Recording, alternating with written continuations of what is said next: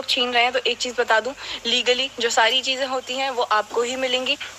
और अगर आपको फिर भी ये चीज़ लगती है तो मैं आपसे बहुत ज़्यादा रिक्वेस्ट कर रही हूँ, आप जाओ कंप्लेन कर दो पुलिस में, जाके कोर्ट में केस फाइल करो, कुछ भी करो, और ये कहो कि ये लोग मतलब मेरा हक नहीं दे रहे मेरे को, और मेरे से मेरा और मेरे बच्चों का हक छीन रहे हैं। वो क्या कुछ नहीं छोड़ा मेरे कैरेक्टर पे, और इतनी धज्जियां उड़ाई है, इतना सब कुछ गलत बोला है, मेंटली टॉर्चर किया है, मेरे को इस कगार पे खड़ा कर दिया है कि कुछ खत्म कर दूं। मैं पहले से ही कितनी परेशान हूँ, उसमें भी आप मेरी परेशान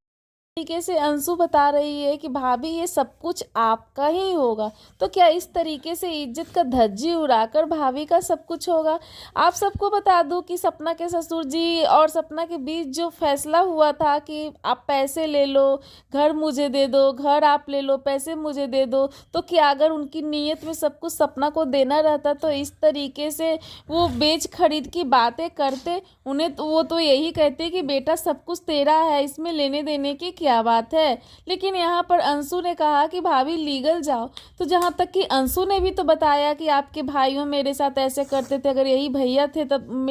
मेरे पर कोई भी आंख उठाकर नहीं देखता था, भैया के जाते ही मेरे साथ आपके भाइयों ने ऐसा किया, जबकि ये बात मैंने आपसे बताया भी लेकिन आपने कोई एक्शन नहीं लिया। तो क्या ये है, आप जिस तरीके से सपना को बोल रहे हो कि अगर आपके साथ गलत हुआ है तो आप लीगल जाओ, लेकिन जबकि ये सारी चीज़ें राजवीर जी के सामने ही हुआ करती थी, लेकिन उस समय तो कोई कुछ नहीं करता था। लेकिन उसके बाद जब सपना घर छोड़कर गई तो सारी बात क्लियर की, अपने दिल का फराज निकाली, तो लोग सपना पे ही चढ़ उठे। आखिर अंशु इस तरीके से भाभी को लीगल जाके सास ससुर की नज़र में बुरा बनाकर और भी उसकी ज़िंदगी को बद से बदतर करना चाहती है। सास ससुर का जो है वो उनका हम नहीं कहेंगे, वो उनको तो ब्रेन वॉश कर दिया गया है, और उनका ब्रेन वॉश तो उनके ससुराल वाले यानी कि सपना के ससुर जी के ससुराल वाले यानी सास के मायके वालों ने सब कुछ किया है। उसके बाद अब सपना खुद को संभाल रही है, अपने घर लिया, तो उसके बाद भी अंशु